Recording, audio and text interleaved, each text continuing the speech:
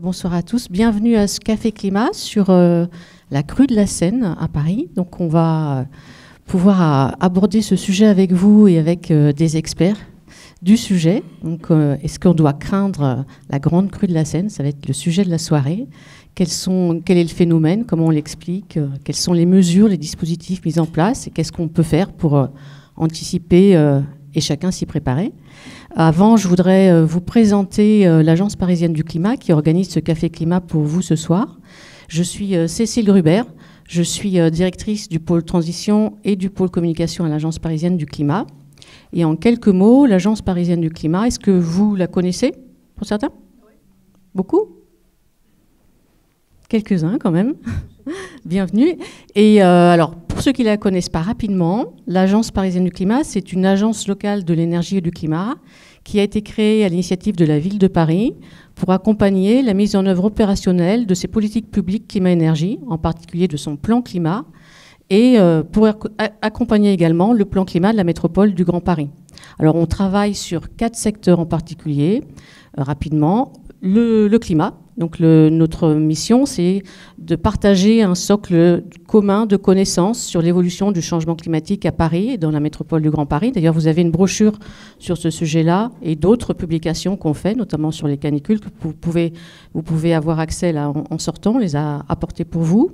On va d'ailleurs publier prochainement une brochure sur le sujet de ce soir, donc fin mai, sur le sujet des inondations par ruissellement, mais aussi le sujet du débordement de la Seine. On a un autre secteur d'activité, donc vous pouvez retrouver toutes ces ressources d'information sur notre site, là où c'est un centre de ressources très, très, très enrichi sur tout ce qui se passe sur ces sujets de la transition écologique à Paris. On travaille aussi sur le bâtiment en particulier sur la rénovation énergétique des immeubles de logement, sur la copropriété. Donc l'Agence parisienne du climat, c'est le guichet d'information et de conseil d'accompagnement des copropriétés à Paris. C'est 43 000 copropriétés, c'est un secteur important, donc pour accompagner l'évolution de ce bâtiment, notamment pour l'adapter au changement climatique, mais aussi pour faire des économies d'énergie. Donc vous pouvez avoir accès à une équipe, donc c'est une équipe qui est à votre service pour vous donner des conseils, de l'information, vous orienter et vous guider sur un projet de rénovation globale de votre immeuble. On a aussi sur le bâtiment tout un travail d'accompagnement de la filière professionnelle et puis un observatoire de la rénovation en copropriété en particulier pour accompagner le déploiement de ces politiques publiques sur le territoire. Ensuite, on a un autre secteur d'activité qui est le secteur de l'énergie, qui est aussi très lié à celui du bâtiment. Et là, on va travailler en particulier sur le déploiement des énergies renouvelables et sur le conseil pour installer et déployer des énergies renouvelables aussi à l'échelle de son immeuble. On a aussi enfin un secteur plus large sur lequel on travaille à une échelle parisienne mais aussi métropolitaine, qui est le sujet de l'adaptation au changement climatique. Comment transformer, faire évoluer les villes, la ville dense dans laquelle on habite tous, pour faire face aux aléas climatiques qui s'intensifient. Alors c'est les canicules que vous connaissez tous, mais c'est aussi les inondations par ruissellement, c'est la sécheresse, c'est les pluies de plus en plus intenses. Et donc là, on a tout un programme d'animation aussi, et notamment une plateforme, adaptaville.fr, qui est une plateforme sur laquelle on référence toutes les solutions, enfin pas toutes, mais une grande partie des solutions qui permettent de transformer, d'adapter la ville et le bâtiment aux aléas climatiques qu'on rencontre sur la métropole du Grand Paris. Voilà. Pour terminer, parce qu'on fait encore beaucoup d'autres choses, on a un programme d'animation en direction des particuliers, des Parisiens, des Parisiennes, mais aussi des professionnels, qui est très important. On fait environ 150 événements par an. Et entre autres, on organise ce qu'on appelle donc des cafés climat. Ce sont ces rencontres qu'on fait maintenant, qu'on a repris en présentiel, qu'on a fait beaucoup en visio ces derniers temps, avec une captation. Donc là, il y a une captation qui permettra de diffuser plus largement ces échanges à tout le monde.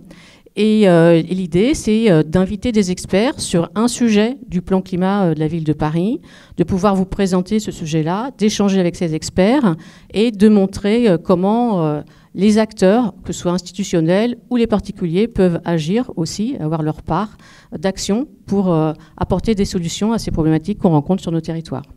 Donc, ces cafés climat qui sont filmés et retransmis après, que vous pourrez retrouver sur notre site, donnent lieu aussi à des comptes rendus sous format de bande dessinée, humoristique, je précise, mais qui sont très belles et donc que vous pourrez retrouver aussi sur notre site. Donc, n'hésitez pas à y revenir. Et certains de ces cafés climat donnent lieu aussi à des expositions. Vous en avez un exemple ici. Donc celui-là, c'était sur la végétalisation à Paris. Et donc, on met à disposition, par ailleurs, ces expositions à ceux qui le souhaitent. Donc n'hésitez pas, si vous en avez l'usage, un jour, n'hésitez pas à revenir vers nous. On les met gratuitement à disposition. Voilà, je vais tout de suite repasser la parole à Marin Pugnat. Marin Pugnat, qui est chargé de mission de transition à l'Agence parisienne du climat et qui a préparé ce café climat et qui va l'animer ce soir. Et je remercie tous les participants que Marin va présenter, et en particulier les Amars qui nous accueillent dans leurs locaux et que je remercie vivement. C'est un très bel endroit que je vous invite à découvrir. Bonne soirée à tous.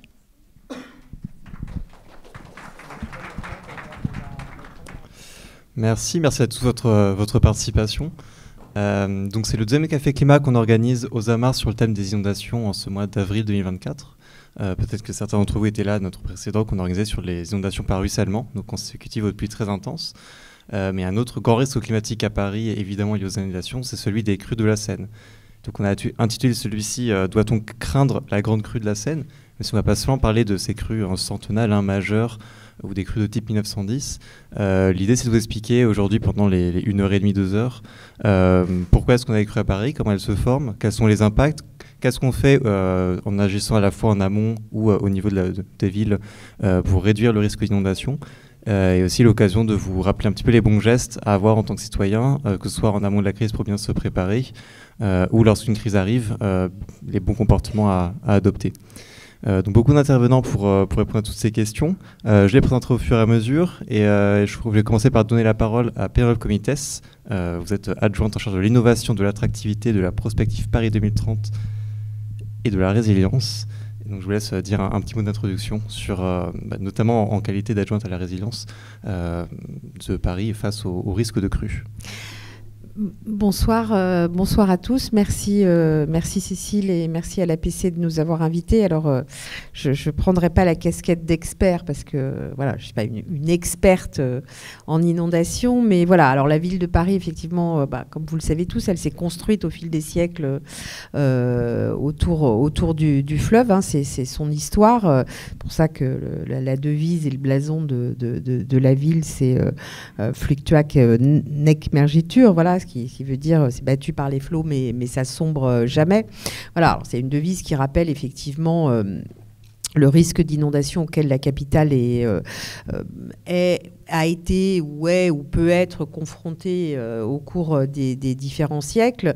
Ce qu'il faut savoir, c'est qu'à chaque fois, comme d'autres crises que la ville a subies, elle s'est toujours relevée de ces différentes crises. Alors c'est vrai que c'est un des risques principaux auxquels la capitale est exposée, mais c'est pas le seul. C'est vrai que quand on parle d'inondation, on a toujours en mémoire, ou les Parisiens ont toujours en mémoire la crue de 1910 parce que on a les images et puis ça a été la crue la plus marquante, mais il y a eu d'autres crues, hein. Il y a eu notamment des crues en 2016 et en 2018. Voilà, ça nous a rappelé effectivement quand même que c'était pas un risque qui avait totalement disparu.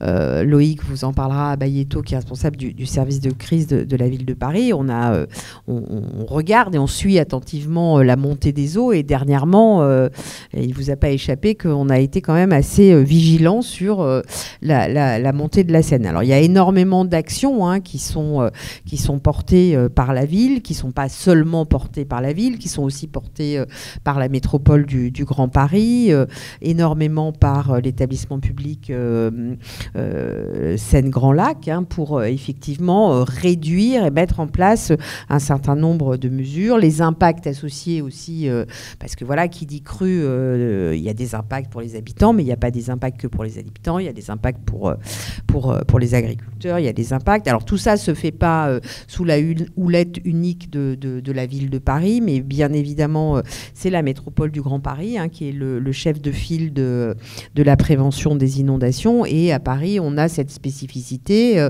d'avoir effectivement la préfecture de police et la préfecture de zone comme étant l'entité qui a la responsabilité de la prévention des risques et de la gestion de crise, ce qui, bien évidemment, ne défausse pas la ville de ses responsabilités d'anticipation, de préparation je dirais, de la population face à ces inondations. Alors moi, je suis en charge, effectivement, de la résilience. Il y a eu une première stratégie de résilience qui a été faite à la ville en 2017 avec des actions diverses, création des volontaires de Paris, des cours-oasis. Donc, on travaille depuis 2 ans sur la nouvelle stratégie de résilience avec beaucoup d'acteurs qui sont autour de moi ce soir. Et alors, qu'est-ce que c'est que la résilience? Parce que c'est la maire elle-même qui dit que c'est un terme un petit peu abscon. C'est effectivement essayer d'anticiper les différentes crises qui pourraient survenir sur notre territoire, y trouver des solutions, faire preuve bien évidemment de solidarité parce que les crises on les traverse pas seuls et on les traverse mieux quand on est solidaire.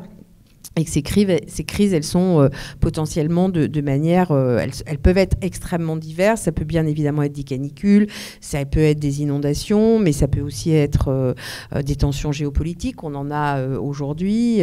Ça peut être... Aujourd'hui, on parle beaucoup de cyberattaques. On a connu des attentats. Alors, il y a des crises qui sont prévisibles. Il y en a d'autres qui le sont... on sait que le changement climatique et les canicules vont venir de manière répétitive dans les années qui viennent.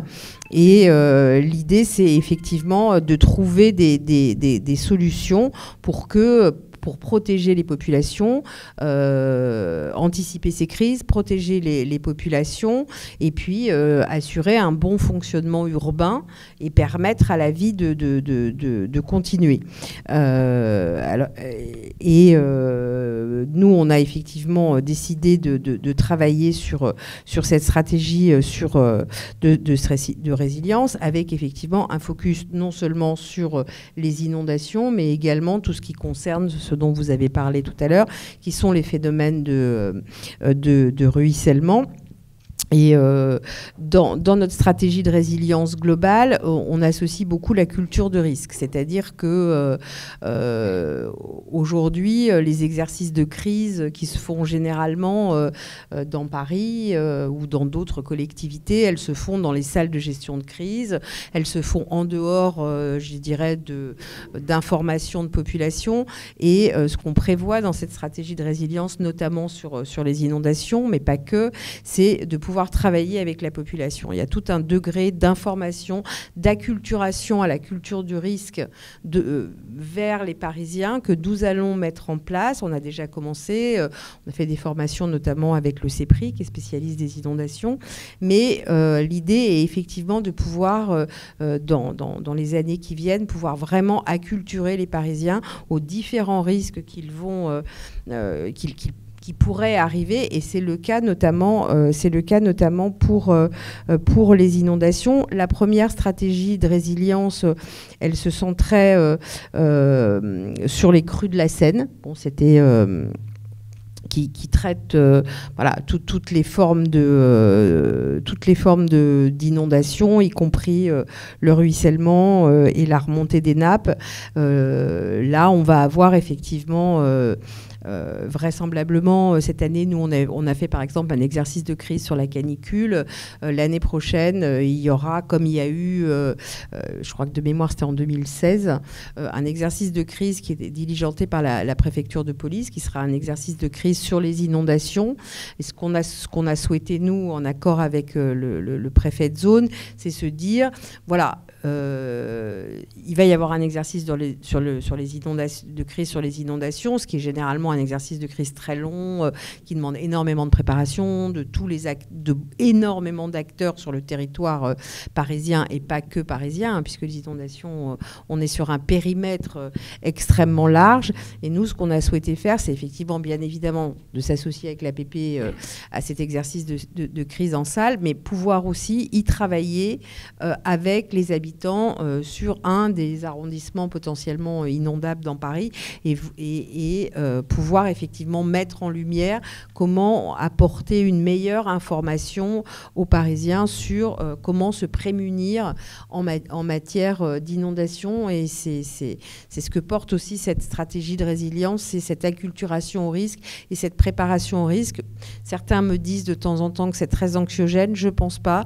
L'exercice de crise et je finirai là-dessus, qu'on a fait sur la canicule, nous a montré que, y compris les enfants, puisqu'on avait beaucoup sollicité les enfants, étaient extrêmement intéressés et comprenaient beaucoup mieux ce dont on parlait. Et je pense que quand on connaît les choses, quand on comprend et quand on voit à quoi on peut avoir affaire, on comprend mieux, on se sent mieux protégé et je pense qu'on fait mieux face aux différentes crises. Et c'est aussi là-dessus qu'on travaille avec la brigade des sapeurs-pompiers pour essayer de monter à Paris un centre de résilience qui montre aux Parisiens toutes les différentes crises qui pourraient arriver et ce qu'il faut faire, ce qu'il ne faut pas faire. Et voilà. Et je finirai là-dessus. Merci beaucoup pour cette bonne introduction, avec beaucoup de choses qu'on va avoir l'occasion d'approfondir lors de cette conférence. Pour entrer dans le vif du sujet, d'abord vous expliquer en fait pourquoi est-ce qu'une crue se produit. À Élisa Lévesque, à l'établissement public territorial de bassin Seine-Grand Lac. Donc la première question que j'ai envie de vous poser, c'est tout simplement qu'est-ce qu'une crue ? On parle aussi d'inondation. À partir de quoi est-ce qu'on peut parler d'inondation ? Il est important de commencer, quand on parle d'inondation, par des notions de vocabulaire, puisqu'on a tendance à utiliser de manière indifférenciée les termes d'inondation et de crue. Les deux phénomènes ne relèvent pas des mêmes choses. Alors, petit test informatique, parfait. Deux schémas pour vous présenter vraiment de manière très succincte la différence entre les deux. La crue, ça désigne l'augmentation de la vitesse d'écoulement de l'eau ainsi que de sa hauteur, donc plus vite, plus haut. Vous pouvez avoir une crue sans inondation. Exemple récent, il y a 2 semaines et demie, la Seine était en crue à Paris. Vous n'avez pas eu d'eau dans les rues sur les côtés de la Seine, que ce soit rive gauche, rive droite. Donc il peut y avoir une crue sans inondation. L'inondation, ça désigne tout simplement le débordement de l'eau de son lit dit mineur vers son lit majeur. Donc crue, l'eau va plus vite, augmente. Inondation, ça déborde. Donc c'est des termes très simples. Ce qu'il faut aussi savoir que là, ce soir spécifiquement, on parle des inondations dites de débordement ou inondations fluviales. Donc comment se produisent les inondations ? Je prends peut-être un peu d'avance sur la question, ça va ? Super. Comment se produisent les inondations de la Seine sur notre bassin ? Donc il y a 3 éléments à prendre en compte, 3 circonstances. La première, c'est évidemment la circonstance, la condition météorologique. Pour qu'il y ait une inondation, que l'eau déborde de son lit mineur, il faut qu'il pleuve beaucoup pendant longtemps, que les nappes soient remplies. Au bout d'un moment, ça ne tient plus, ça déborde. Deuxième élément, il y a un événement, une circonstance qu'on peut considérer comme territoriale. Ça va être celle de la forme de notre bassin versant. Donc, quand on parle de bassin versant, on parle en fait d'un territoire qui va être drainé par de multiples cours d'eau. Donc, nous, c'est le bassin versant, bien sûr, de la Seine, avec ses nombreux affluents, ses rivières, ses rues, ses ruisseaux. Et quand on a un bassin versant qui est dit plat, comme on a représenté en bas à gauche, c'est une chance pour nous. C'est-à-dire que l'inondation va lente, c'est-à-dire que l'eau va croître plus rapidement et décroître plus lentement. Puisque quand on est dans le sud de la France, c'est l'inverse. Souvent, vous avez des reliefs beaucoup plus pentus, avec des vallées encaissées, et lorsque l'eau va tomber sur ces reliefs, l'eau va ruisseler extrêmement rapidement vers le bas. Donc du coup, l'eau ruisselle plus vite, l'eau coule plus vite, la crue se fait beaucoup plus rapidement, et c'est bien sûr beaucoup plus dangereux. Nous, sur notre bassin versant de la Seine, il ne vous aura pas échappé que nous n'avons pas des sommets importants et des grands reliefs importants et des grandes vallées encaissées. On est vraiment sur un territoire assez plat, ce qui fait que l'eau va mettre longtemps à monter. Là, vous avez sur la droite la représentation du bassin versant de la Seine amont. Donc, on ne représente pas le bassin versant jusqu'à son exutoire, comme on l'appelle, qui est au Havre. On ne représente pas le bassin aval, on représente le bassin amont jusqu'à la confluence avec l'Oise. Sur ce bassin versant, vous avez ce qu'on appelle le temps de propagation des ondes de crue.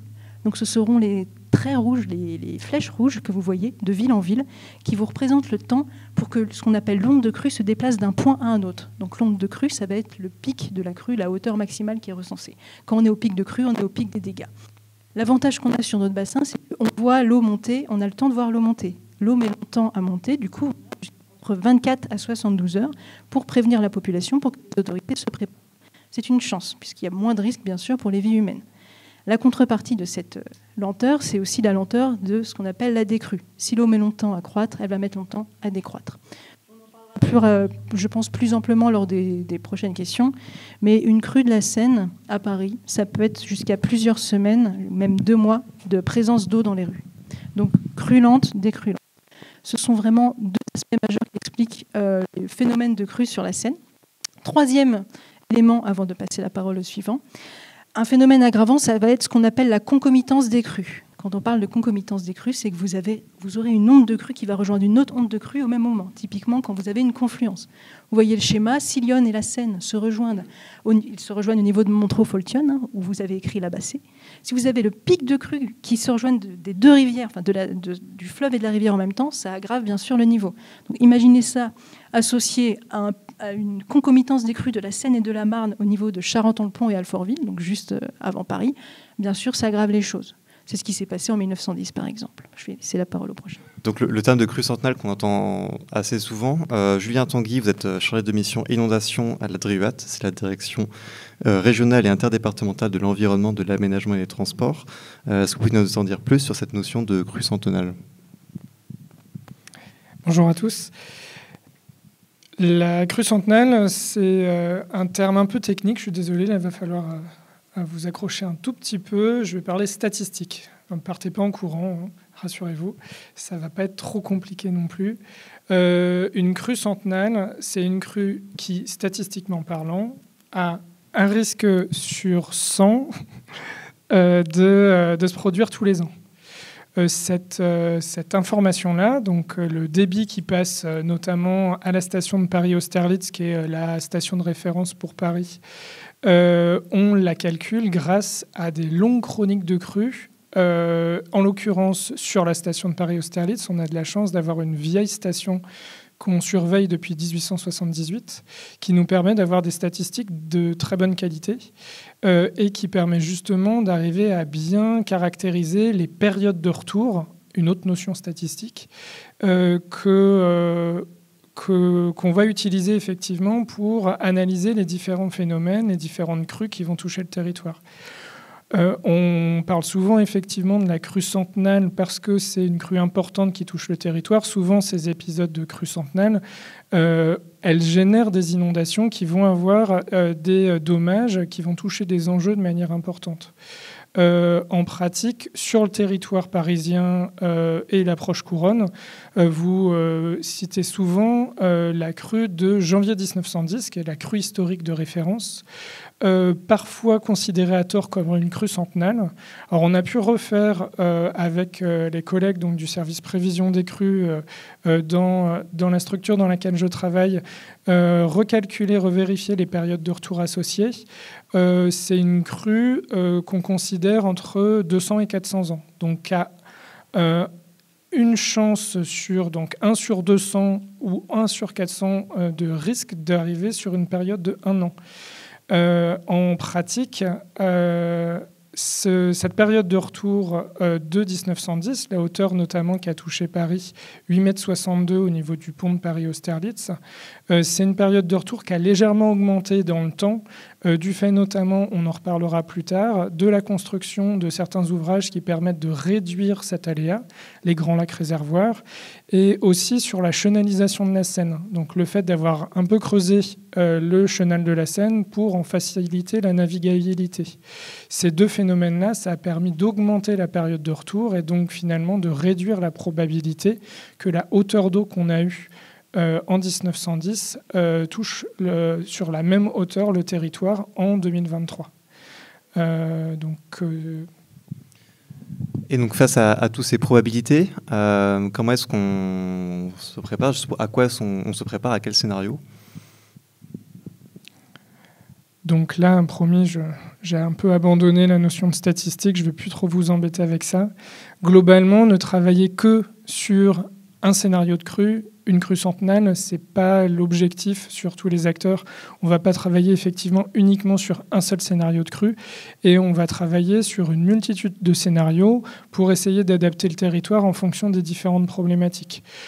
Que ce soit des scénarios de crues fréquentes, comme on a pu l'avoir en tout début d'année, effectivement, où on a eu une vigilance jaune sur la Seine à Paris, à des crues extrêmes qui dépassent même l'épisode de 1910, où on a des cartographies de zones inondables avec une hauteur d'eau qui est autour de 10 mètres au niveau du pont d'Austerlitz. Pour ces différents scénarios, on va adapter finalement les politiques de prévention, on pourra le développer dans la suite de nos propos, que ça soit sur les crues fréquentes en essayant globalement de travailler sur la réduction de l'aléa, pour des crues intermédiaires, notamment pour des crues dites centenales, un travail sur la réduction de la vulnérabilité sur le bâti, un travail également sur la maîtrise de l'urbanisation pour essayer de limiter au maximum de construire dans les zones qui ne sont pas encore construites et qui seraient inondables. Spoiler, à Paris, 95% et en proche couronne, 95% du territoire est déjà construit dans sa zone inondable. Donc il y a une approche spécifique de maîtrise de l'urbanisation sur ce territoire par rapport notamment à la grande couronne.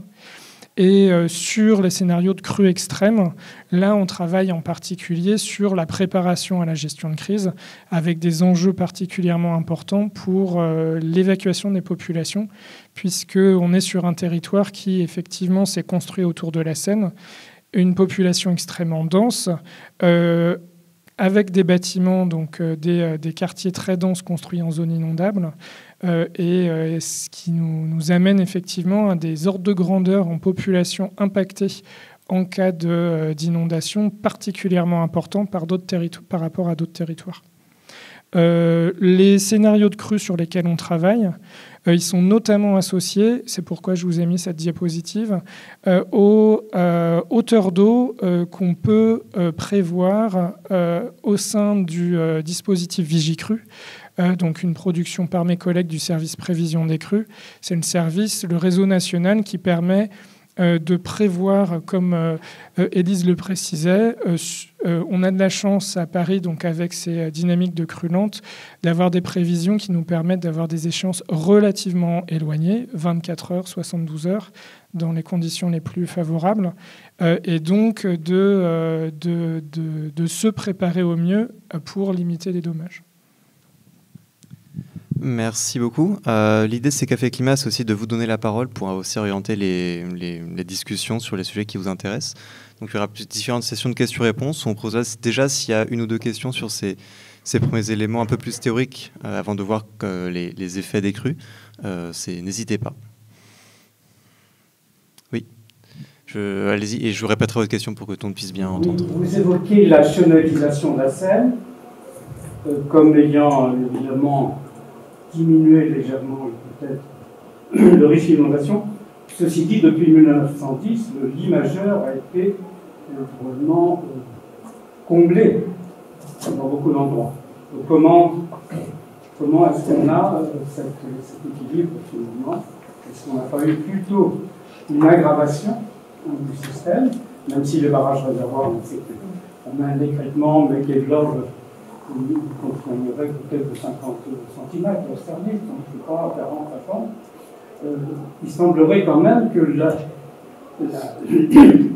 la construction en lit majeur soit quand même certainement une aggravation importante. Oui, donc une question qui parle de la construction dans le lit majeur de la Seine. Donc, est-ce que l'urbanisation a renforcé le risque d'inondation lié aux crues? Je ne sais pas qui veut répondre, Julien. Je détaillerai un petit peu plus les politiques justement de maîtrise, de limitation, de prévention du risque d'inondation par l'urbanisation un peu plus tard. Mais pour répondre à la question, il y a globalement eu beaucoup de choses et de constructions effectivement qui se sont faites dans les zones inondables et qui se sont faites notamment avant qu'on mette en place des politiques de maîtrise de l'urbanisation. Paris, comme le rappelait Madame Comites, c'est un territoire qui a été énormément construit depuis très longtemps et qui a été d'autant plus, qui a vu d'autant plus une augmentation importante de son urbanisation après les années 50, dans une période où finalement on n'a pas eu énormément de grandes crues et on a cette chance finalement d'avoir un cerveau qui nous permet d'oublier les choses graves qui nous arrivent. Heureusement, mais dans certains cas de figure, ça peut nous porter un peu préjudice. On a eu tendance à un peu oublier que le territoire était un territoire vulnérable aux inondations par débordement de la Seine. Et c'est vrai qu'on s'est un peu tiré une balle dans le pied, notamment après la Seconde Guerre mondiale, lors de l'extension urbaine, en augmentant notablement les zones urbanisées en zones inondables. Donc on essaye, et un petit spoiler par rapport au point de tout à l'heure, de limiter effectivement cette urbanisation. Et pour rebondir aussi sur ce sujet de l'augmentation de la topographie, ça c'est un travail, enfin, notamment à Paris. Paris a vu son terrain naturel petit à petit augmenter, mais c'est finalement une augmentation du niveau du terrain naturel qui s'est faite sur des siècles, qui a permis finalement de rendre le territoire à Paris un petit peu moins inondable. Par contre, aujourd'hui, ce type de réalisation dans l'imageur ne pourra pas se faire sans compensation. On a maintenant des politiques qui sont mises en place pour limiter vraiment ces problématiques-là. Par contre, on part avec un passif qui pose effectivement des questions, notamment dans la gestion de crise. En tout cas, voilà. Donc là, on commence en tout cas à parler des conséquences et justement notre deuxième partie, notamment des crues majeures. Donc toujours Julien. En cas de débordement, donc si la Seine déborde, à quoi est-ce qu'on peut s'attendre en termes d'impact, c'est-à-dire des impacts qu'on a déjà connus sur notre territoire, donc en s'intéressant pas seulement à Paris intramuros, mais aussi plus largement à l'agglomération parisienne? Je vous évoquais notamment quelques cartographies sur différents scénarios de crues. Là, on va en balayer 3 sur des scénarios de crues qu'on utilise en particulier pour la préparation à la gestion de crise, qu'on vous met à disposition aussi en termes de culture du risque sur une cartographie dynamique coproduite avec l'Institut Paris Région, qui vous permet donc de faire bouger différents niveaux de crue d'une crue fréquente à une crue majeure et de voir un sujet qui est particulièrement important et qu'on a tendance à oublier en parlant tout le temps d'inondation de la Seine, les conséquences notamment en dehors des zones inondées liées au dysfonctionnement des réseaux. Là, ce que vous pouvez voir notamment, c'est sur un scénario de crue intermédiaire, à 6,88 m de mémoire au niveau de Paris-Austerlitz. On voit que finalement, pour vous rassurer un petit peu dans cette conférence qui pourra générer peut-être quelques questionnements, voire quelques craintes, le territoire parisien et l'approche couronne est un territoire qui est particulièrement bien protégé pour les crues fréquentes et les crues intermédiaires, du fait notamment des grands lacs réservoirs, on en parlera plus tard, et pareil, on le détaillera un petit peu plus, des digues et murettes qui ont pu être construites pour protéger les secteurs inondables. On le voit sur cette cartographie, finalement, à 6,88 m, relativement peu de territoires sont inondés sur un scénario de crue qui a une période de retour autour de 30 ans en Île-de-France. Et on commence à voir dans les secteurs en rose des impacts en termes de fragilité réseau, notamment. Ces fragilités-là, ce qu'on cartographie, c'est une agrégation des fragilités électriques. On aura quelques détails par Enedis tout à l'heure, des fragilités assainissement, des fragilités gaz et des fragilités du réseau de chaleur urbaine. Ces fragilités en dehors des zones inondées, elles sont occasionnées notamment parce que des équipements qui structurent ces réseaux-là sont impactés par l'eau et dysfonctionnent. Par exemple, pour le réseau de chaleur urbaine, il est particulièrement donc lié au bon fonctionnement des usines de production de chaleur urbaine liées donc à des usines en propre ou aux usines de traitement des déchets qui, passé un certain niveau de crue, devront se mettre en sécurité ou seront inondées et donc qui généreront des problématiques pour la production de chaleur. J'augmente un petit peu le curseur, je passe à un scénario donc à... J'ai oublié la hauteur, je ne sais pas si on la voit bien, ça doit être 8,30 m au niveau du pont de Paris-Austerlitz toujours. Là, on voit qu'on commence à avoir des zones inondées de manière un peu plus importante, en particulier dans le Val-de-Marne. Et ça, c'est lié à un effet de bascule en termes quantitatifs sur les impacts population en particulier, qui est lié à la submersion des digues qui protègent le Val-de-Marne. Un scénario supérieur, et ça c'est le scénario majorant qu'on utilise en préparation à la gestion de crise, 9,10 m à Paris.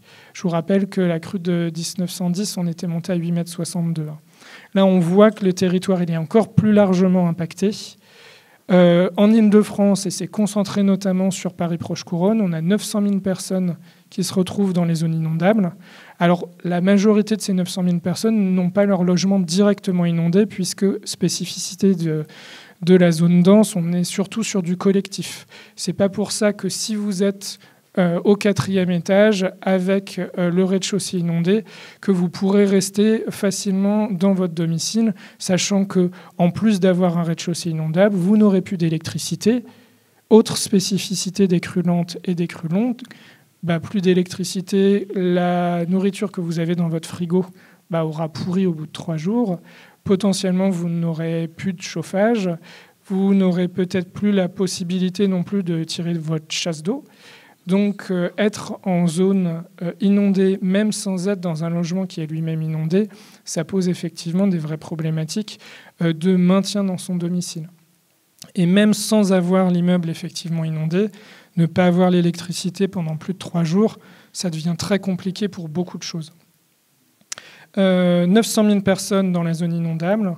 On rajoute à ça 1,8 million de personnes qui sont dans les zones cartographiées de fragilité réseau, sachant, bon là c'est le côté un petit peu plombant, sachant que je n'ai pas non plus sur ces cartographies les impacts liés au dysfonctionnement eau potable, télécom ou au réseau de transport, sachant qu'on aura bien sûr des impacts particulièrement forts sur le réseau de transport souterrain, métro et RER, avec des problématiques dont on pourra peut-être parler un peu plus en détail plus tard, sur le retour à la normale une fois que l'eau est revenue dans le lit mineur de la Seine, pour remettre en état tous ces équipements qui seront particulièrement impactés.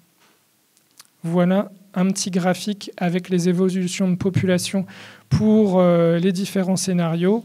Les cartographies que je vous ai montrées, c'est mettre en avant les résultats au niveau régional, donc pour les trois derniers pics, avec donc un effet de bascule en particulier lors de la submersion par les systèmes d'endiguement à Paris et Proche-Couronne. Merci, voilà pour cette vue un peu d'ensemble de l'agglomération. Mais à Paris, d'ailleurs, Madame Comitès, vous avez rappelé qu'on a eu des inondations importantes assez récemment, en 2016 et 2018. Donc sur Paris spécifiquement, ce que l'expérience nous dit, quels sont les impacts qui sont évidemment différents de ce qui était en 1910 quand l'urbanisation était différente. À quoi est-ce qu'on peut s'attendre à Paris lorsque la Seine risque de déborder ? Alors, on a évidemment tous les impacts qui ont été déjà décrits, mais je voulais peut-être vous donner quelques seuils pour vous permettre un peu de vous figurer ce que ça veut dire à Paris.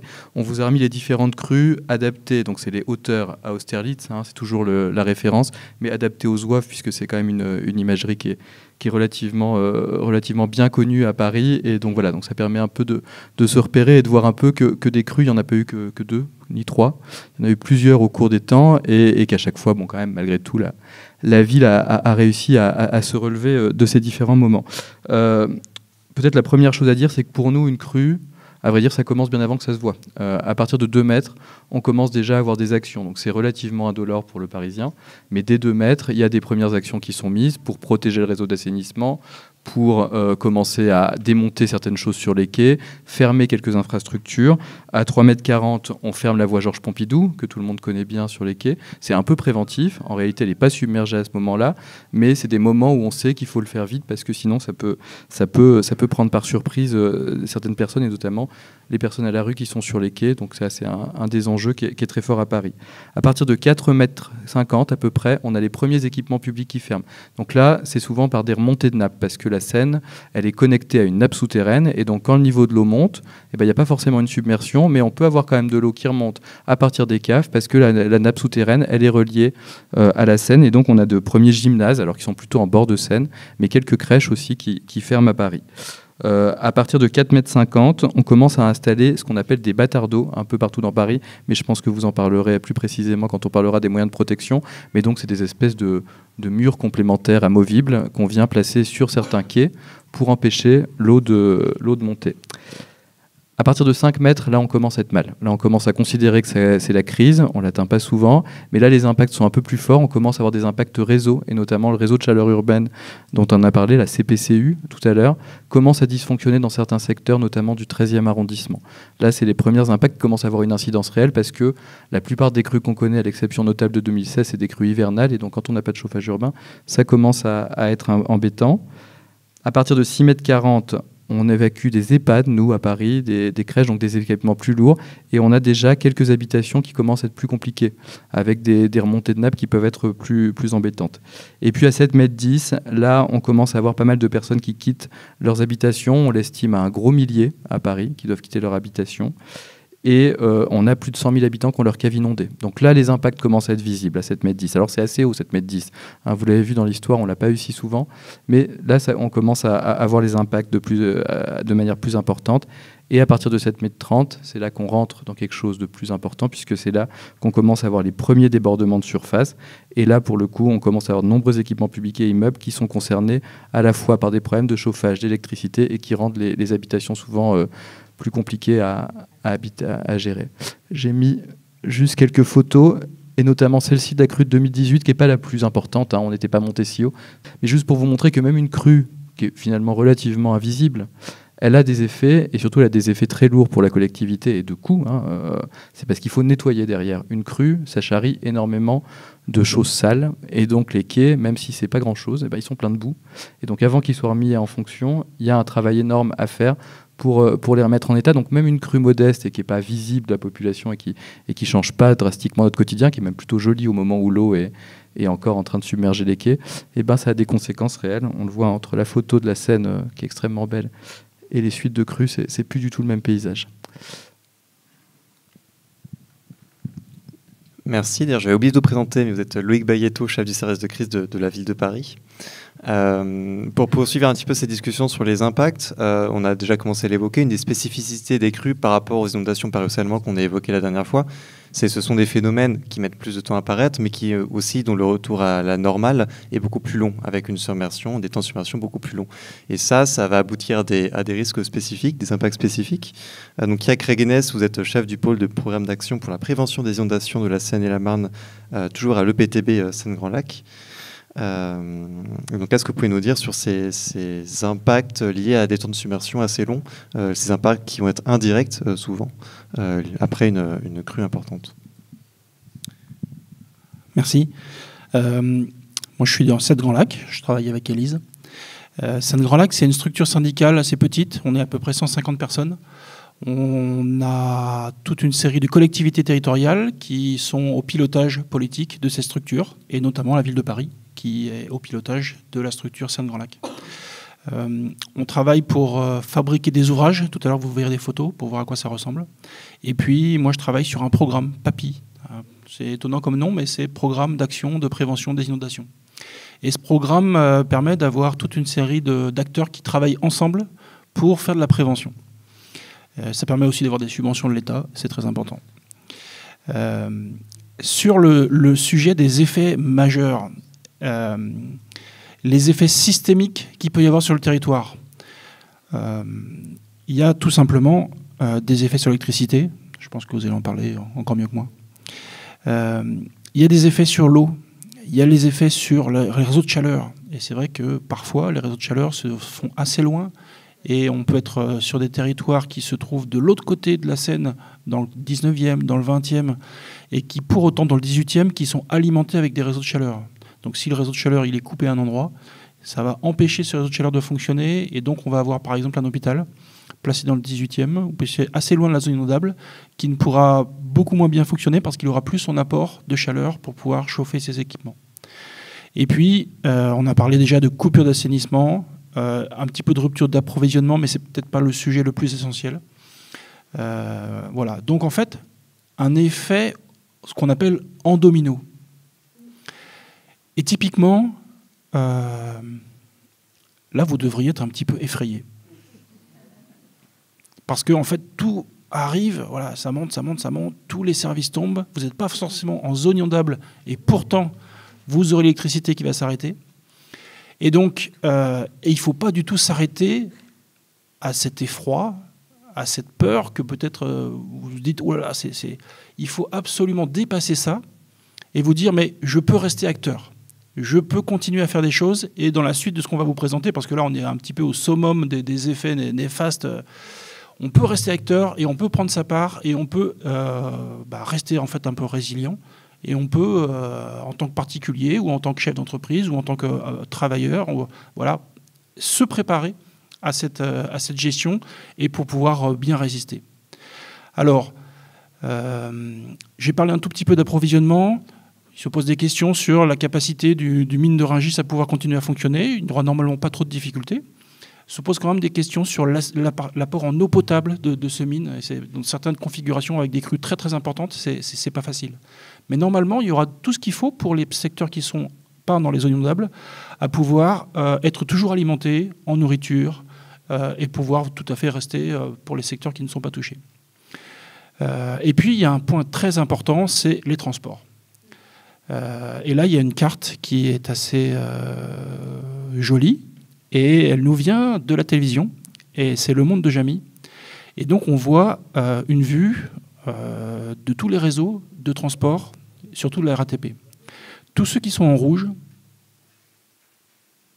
à votre avis, ils ne fonctionneront plus. Si on est sur une crue majeure de type de celles qui sont modélisées par nos outils. Donc, c'est des informations qui sont assez connues. Hein. Ça a été diffusé à la télévision sur Le Monde de Jamy. Mais c'est vraiment un effet qui va largement au-delà en fait, des secteurs inondés. Je travaille en Île-de-France, je travaille en Grande Couronne, en Petite Couronne. Je passe parfois par le centre de Paris pour me déplacer et rejoindre mon travail. Eh bien, pendant la crue, si c'est une très grosse crue, je ne pourrais pas le faire. Donc, il y a un effet qui dépasse largement le territoire, et donc c'est un petit peu un territoire qui se trouve un petit peu à genoux pendant les jours et les semaines que dure cette crue. Et ça, c'est un effet qui est absolument important de pouvoir comprendre pour considérer que ça n'est pas seulement les gens qui sont les pieds dans l'eau qui seront concernés, ce sont une grande partie des Franciliens qui vont devoir subir cette crue. Et donc subir en la connaissant le mieux possible, être en capacité de pouvoir réagir le mieux possible. Merci. Alors, on va bientôt parler des solutions, ne vous en faites pas. Mais voilà, un autre effet qui a été mentionné par vous, Loïc Bayetto, c'est le phénomène de remontée de nappe, donc qui est très important à Paris. Donc, on l'a évoqué rapidement, mais est-ce que vous pouvez, Yann, nous en dire un petit peu plus ? Oui, alors moi, du côté de Seine-Grand-Lac, je m'occupe de ce sujet-là. Il s'agit de comprendre comment la nappe d'eau souterraine qui se trouve sous nos pieds, un petit peu partout sur le territoire, se comporte le jour où l'inondation se produit du côté de la Seine et de la Marne. Et donc, ce n'est pas un sujet facile, mais on a quand même une expertise vraiment très très forte sur le territoire francilien, et notamment Mines ParisTech, un laboratoire de recherche, qui a pu faire des analyses très précises sur ce que pourraient être les comportements de la nappe. Pourquoi on arrive à faire ce genre d'analyse et ce genre de modèle ?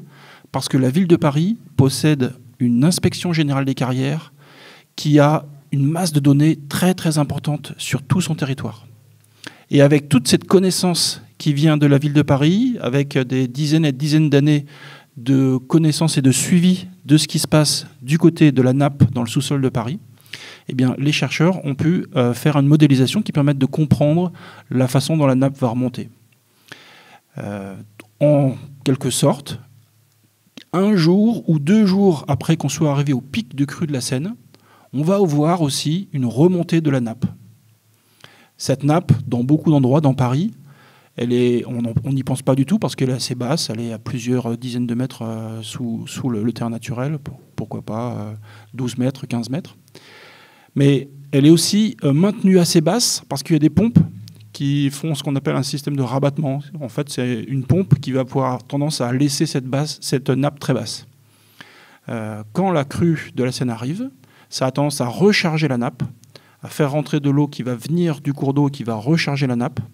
Et si on a de l'électricité qui tombe, vous allez en parler tout à l'heure, je crois juste après moi, eh bien les pompes qui rabattaient, qui laissaient la nappe très basse, s'arrêtent de fonctionner. Et on peut avoir une nappe qui remonte de 4, 5, 6 mètres en quelques jours du fait de ces pompes qui ne fonctionnent plus, qui ne sont plus alimentées en électricité. Et donc là, on a des effets de remontée de nappe qui sont de plus en plus connus. Depuis quelques années, on a maintenant des informations très très fines, et je pense qu'il n'y a pas beaucoup d'autres territoires en Europe qui possèdent ce genre d'informations. On a des informations très très fines sur la façon dont la nappe va remonter. Et peut-être que les premiers effets pour les Parisiens, notamment, mais il n'y a pas aussi bien sûr en petite couronne, de la façon dont les dégâts vont se faire ou les dommages vont se faire, eh bien, ça va être cette nappe qui remonte dans les caves et qui peut impacter toute une série de choses. Alors dans le sous-sol parisien, on n'a pas seulement des caves. Hein. On a aussi la SNCF, la RATP, l'assainissement. Et puis on a même des banques qui ont des coffres forts avec des particuliers qui devront tout évacuer très très vite. Et eux se posent beaucoup de questions là-dessus. Et sous-sol, on a aussi le réseau électrique, on en a parlé plusieurs fois déjà, donc c'est l'occasion, oui. Peut-être vous des petits schémas en attendant de la remontée de nappe. Donc, on a parlé plusieurs fois du réseau électrique, donc c'est enfin le moment de développer un petit peu cette question. Marion Lemaire, vous êtes directrice territoriale d'Enedis à Paris. Et donc pour finir un petit peu sur ce gros panorama des impacts des crues majeures sur la région parisienne, est-ce que vous pouvez nous en dire un petit peu plus sur la manière dont une crue va impacter le réseau électrique ? Donc là, on vous a tous bien stressés, donc je vais essayer d'être un petit peu moins anxiogène. Donc je vais démarrer par quelque chose de plutôt positif. On a la chance à Paris d'avoir un réseau qui est quand même assez résilient. Qui est unique en Europe. On a un réseau qui est doublé, mais dont la caractéristique qui est importante pendant les crues, c'est que les grosses installations, c'est les gros points roses là que vous voyez à gauche. On a 36 postes qui alimentent chacun, de transformation qui alimentent chacun à peu près une zone où il y a 50 000 à peu près clients. Les 2,2 millions d'habitants à Paris, il y a à peu près 1,6 million de foyers, c'est-à-dire de points de livraison où on livre l'électricité. Ces points roses, si on en perd un, même si on en perd deux, on peut les reprendre, ce qu'on appelle sur ceux d'à côté. Et ça, c'est un schéma qui est assez particulier et qui permet, notamment, s'il y a une crue et qu'on est obligé, je prends au hasard un poste qui est près de la Seine qui s'appelle Alma, si on est obligé de l'arrêter en fait en cas de crue, on peut reprendre les clients qui étaient alimentés par ce poste-là sur ceux d'à côté. Donc ça, c'est un premier point important. Et ensuite, la ville, elle est maillée par... vous avez tous des petits, ce qu'on appelle les postes de distribution de quartier, qui chacun alimente à peu près 500 foyers. Et là, pour le coup, l'impact de la crue, il prend plusieurs formes. Il peut être par débordement, des postes qui sont dans les zones vraiment inondées. On est obligé de les couper. Mais il peut y avoir, par exemple, une ligne où il y aurait 3 postes, dont un est inondé et 2 derrière ne le sont pas. Vous imaginez bien que quand on est obligé d'arrêter le premier, on est obligé de couper les 2 suivants. On verra tout à l'heure que justement, ce type de configuration-là, on essaie de les limiter au maximum et de les réduire. L'idée, c'est que c'est vrai qu'un Parisien qui a les pieds dans l'eau, au moins le rez-de-chaussée de son immeuble dans l'eau, il comprend bien qu'il n'ait pas d'électricité. Quelqu'un qui est dans un immeuble qui n'est pas les pieds dans l'eau, c'est plus compliqué. Donc on le verra tout à l'heure, les impacts sont quand même très limités dans Paris sur des clients qui sont coupés non inondés. C'est un long travail qu'on a fait avec la ville de Paris depuis 15 ans et avec les services de la DRIET pour essayer de limiter ces cas de figure de clients coupés non inondés. une chose qui est importante au niveau de la population et qui est souvent pas bien compris, c'est on a tous dit, je crois, autour de la table, que la crue, on s'y prépare avant. Et nous, on est obligé de couper avant. Et donc ça aussi, au niveau de la population, c'est quelque chose sur lequel il faut qu'on fasse de la pédagogie, parce que quelqu'un qui n'a pas encore la crue qui est arrivée au pied de son immeuble, on est obligé souvent de couper 2 jours, 3 jours avant. L'idée, c'est de ne pas faire prendre de risques aux personnes, parce que l'eau et l'électricité, vous savez tous que ça ne fait pas bien bon ménage, d'éviter des courts-circuits et surtout d'accélérer la remise sous tension après la décrue, puisque si on attend que l'eau arrive sur les installations pour couper, c'est beaucoup plus long à réparer après. Je pense que c'est du bon sens, tout le monde le comprendra. Mais c'est vrai que les personnes qu'on est obligé de couper en amont, souvent, ça peut ne pas être bien compris par les populations, donc on a besoin d'expliquer. C'est pour ça qu'on est là ce soir. Voilà. L'autre cause qui peut être des causes de coupure, c'est les remontées de nappes. Et donc le travail qui est fait de cartographie des remontées de nappes, d'anticipation est extrêmement important pour nous. Depuis que les carrières nous donnent les cartes de remontées de nappes, ça nous a permis d'anticiper des postes de quartier qui peuvent être loin de la Seine, en fait, mais qui ont une nappe qui remonte. C'est pas une cave, c'est un poste de transformation. Donc il faut qu'on puisse aller pomper l'eau, qu'on puisse le couper à temps. Donc c'est pareil, ça nous donne des yeux qui nous permettent d'anticiper. Le dernier point, c'est les exercices de crise avec tous les acteurs. C'est hyper important. On a vu tout à l'heure les transports. Si les transports ne fonctionnent pas, nos agents ne peuvent pas venir dans Paris. Alors on n'a pas des agents qui pédalent pour produire l'électricité dans Paris, je vous rassure, l'électricité passe quand même. Mais néanmoins, s'il y a un souci, qu'il faut aller dépanner, voilà, c'est des impacts croisés qui sont importants à anticiper, et de travailler en collectif et de faire des exercices permettent d'avoir cette culture crise importante. Merci. Donc voilà pour ce panorama des conséquences des crues.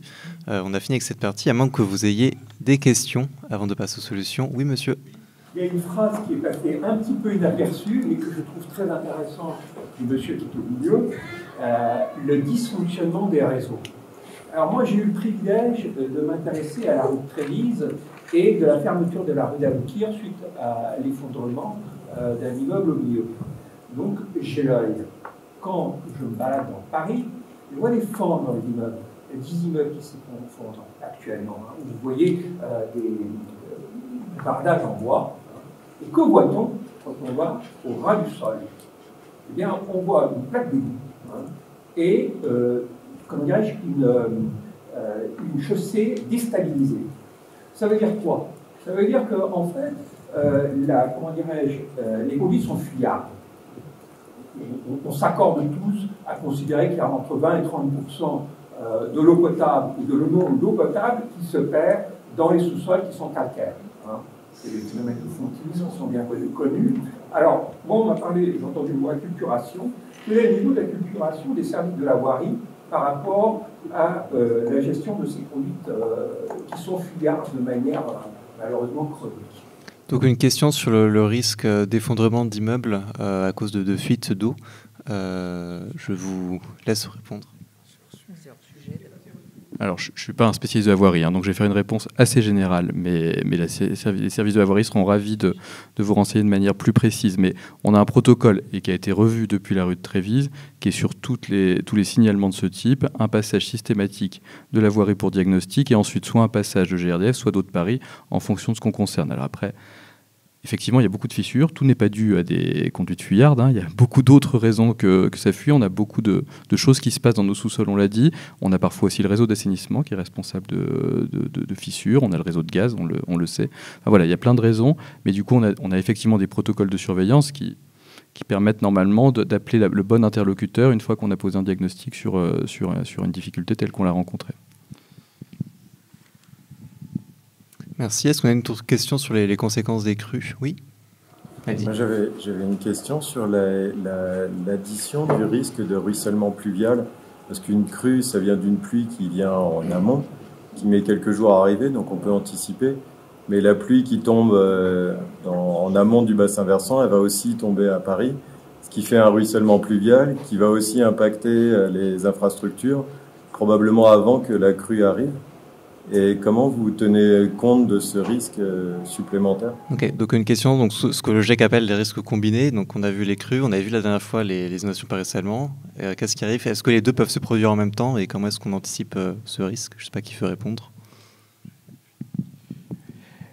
Effectivement, le risque n'est pas nul, hein. Mais comme on a pu le préciser en introduction, le phénomène de débordement de la Seine, donc à Paris, ou de la Marne aussi en proche couronne, c'est un phénomène qui est lié à un phénomène de pluie longue pendant plusieurs semaines, pas forcément intense, et sur tout le grand bassin versant. Ça peut effectivement se combiner avec des phénomènes orageux et renforcer les problématiques, mais globalement, les statistiques qu'on a pu faire montrent que la problématique à l'heure actuelle, elle n'est pas effectivement sur cette combinaison et de phénomènes, en tout cas que la prise en compte du phénomène de ruissellement, elle s'analyse d'une manière différente du phénomène de débordement. On a pu le développer effectivement, les intervenants lors du Café Climat du début du mois ont pu développer les problématiques spécifiques liées au ruissellement. On pourra effectivement, dans les prochaines années, creuser la question sur la combinaison des deux facteurs. La crue de 2016 a pu montrer qu'on avait des épisodes météorologiques un peu plus importants à proximité de la région parisienne. Après, ce n'était pas des phénomènes orageux intenses. La problématique qu'on a pu avoir en 2016 particulièrement, c'est que plus les phénomènes de pluie sont proches de Paris, plus ça va potentiellement augmenter la dynamique de crue par l'apport de débit sur des affluents secondaires comme le Grand Morin, comme l'Yerres. Et ça va notamment générer des problématiques dans l'échéance pour qu'on puisse donner une hauteur d'eau prévisible rapidement. Et plus en fait les fronts de pluie sont proches de Paris, moins on pourra prévoir de manière qualitative la hauteur d'eau qui pourra arriver sur Paris. Et ça pose des problèmes dans la préparation à la gestion de crise. Après, pour le moment, on n'a pas encore effectivement eu de phénomène d'orage intense cumulé à un phénomène de débordement qui n'est pas lié à la même problématique. Merci. Alors je propose d'avancer parce qu'on a beaucoup de choses à vous dire aussi sur, heureusement, tout ce qu'on peut mettre en place pour limiter les risques. À commencer par tout ce qui va être mis, que ce soit en amont au niveau des villes, en place pour éviter au maximum que la Seine ne déborde, qu'elle sorte de son lit. Et ça commence donc par le travail notamment de l'EPTB Seine-Grand Lac, avec toute une action en amont pour éviter qu'en aval, donc à Paris notamment, le niveau de la Seine ne monte trop. Donc, je vous laisse développer. Merci. Alors, moi je suis dans Seine-Grand Lac, et donc bien sûr on fabrique des grands lacs. Et on les a fabriqués pour la plupart d'entre eux, puisque vous voyez sur cette carte-là, sur le bassin versant, 4 points jaunes qui se trouvent assez loin de Paris.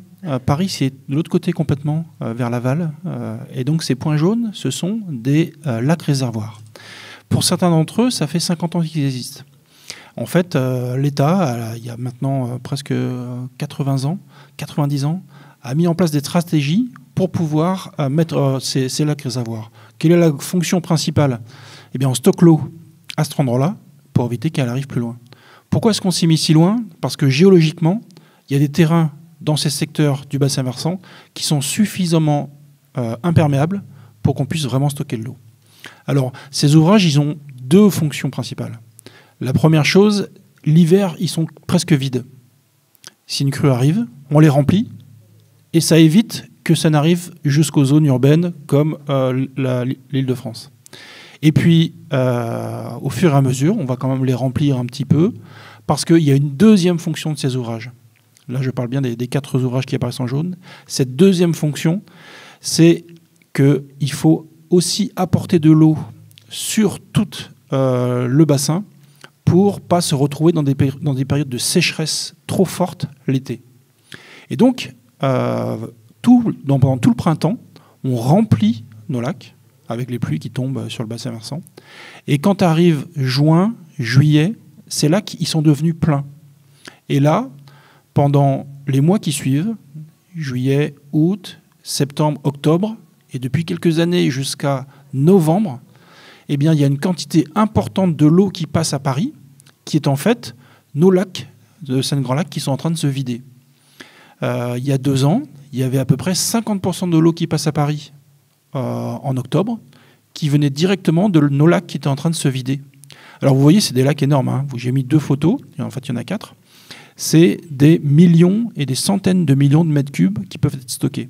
À certains endroits, du côté du lac du Der, je ne pense pas qu'on pourrait le faire de nouveau. Voilà, ça a été vraiment, on a déplacé des petits villages, on a déplacé des églises, il y a vraiment eu un effet majeur sur le territoire. Et on a tellement fabriqué une vaste étendue que c'est devenu des sites très attractifs pour les oiseaux. Aujourd'hui, le lac du Der, c'est un endroit où les ornithologues se régalent parce qu'il y a un nombre d'oiseaux très spécifiques qui viennent nicher et qui viennent se reproduire ou qui viennent passer sur ce territoire-là. En tout cas, ce sont des ouvrages assez grandioses, vraiment très, très, très, très grands, et qui ont ces 2 fonctions et qui permettent de réguler. Alors, quel est l'effet ? 50, 70, 80 cm d'effet. C'est-à-dire que tous ces 4 ouvrages réservoirs peuvent avoir un effet qui se cumule et qui peuvent atténuer le niveau atteint à Paris de ce nombre de centimètres. Tout à l'heure, vous citiez les effets. Voilà, eh bien, avec les lacs réservoirs, on peut avoir ces effets de réduction. On est en train de fabriquer un 5e ouvrage. C'est un ouvrage qui se trouve sur la Bassée. C'est un ouvrage qui a un fonctionnement assez différent. C'est un ouvrage qui est en construction depuis quelques années et qui va se terminer là très prochainement. C'est un ouvrage qui coûte très cher. Hein. C'est ce genre d'ouvrage celui-là va coûter à peu près 150 millions d'euros. Et donc c'est un ouvrage qui est là pour compléter encore le dispositif. Et donc cet ouvrage de l'ABC, c'est un ouvrage qui va utiliser cette fois-ci de l'énergie pour pouvoir être rempli. Et donc on va avoir d'énormes pompes. Et on va le placer beaucoup plus proche de la région parisienne et de la zone urbaine dense pour pouvoir avoir un effet très spécifique au moment des pics de crue. Alors voilà, globalement, Seine-Grand-Lac.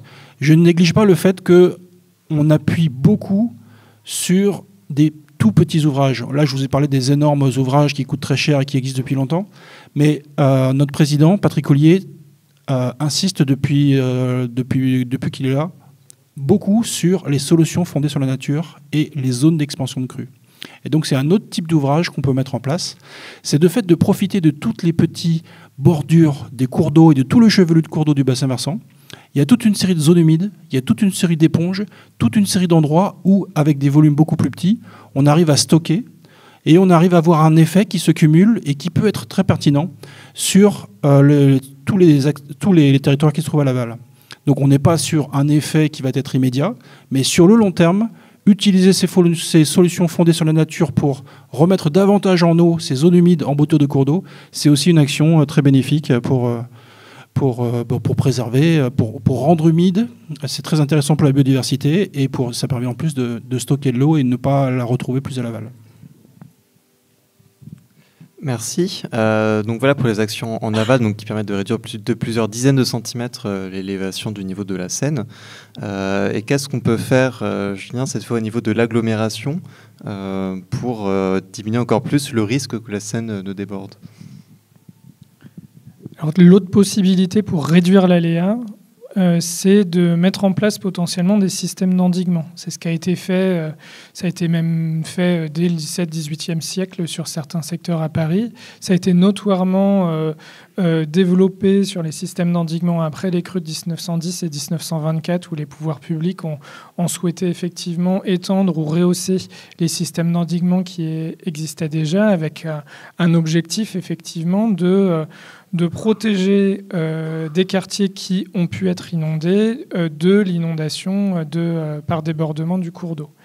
Ces systèmes d'endiguement, c'est des systèmes qui aujourd'hui, comme les Grands Lacs, sont gérés par les collectivités locales. En l'occurrence, sur Paris et l'approche couronne, c'est la métropole du Grand Paris et le le conseil départemental du Val-de-Marne qui gère ces grands systèmes d'endiguement qui protègent 200 000 personnes des crues sur Paris-Proche-Couronne. C'est beaucoup de personnes, c'est bien sûr des ouvrages qui sont conçus jusqu'à un certain niveau de crue. À partir du moment, on l'a déjà vu tout à l'heure, où la Seine est trop forte et dépasse l'ouvrage, bien sûr, on a une inondation derrière l'ouvrage. La problématique, la vigilance qu'on peut avoir, notamment côté service de l'État, c'est le risque qu'on peut avoir pour les populations derrière ces digues qui finalement ont des territoires qui sont moins souvent inondés par des crues fréquentes et intermédiaires et qui oublie finalement ce risque de l'inondation puisqu'il le voit beaucoup moins grâce à la digue. L'autre vigilance qu'on peut avoir, un point de vérification particulièrement forte par les collectivités locales qui les gèrent, c'est s'assurer que ces ouvrages ils sont bien solides pour éviter un effet négatif quand ils sont mis en charge en cas de crue, de rupture d'une digue qui pourrait générer effectivement des dynamiques de crue beaucoup plus importantes que si le territoire n'avait pas ces digues.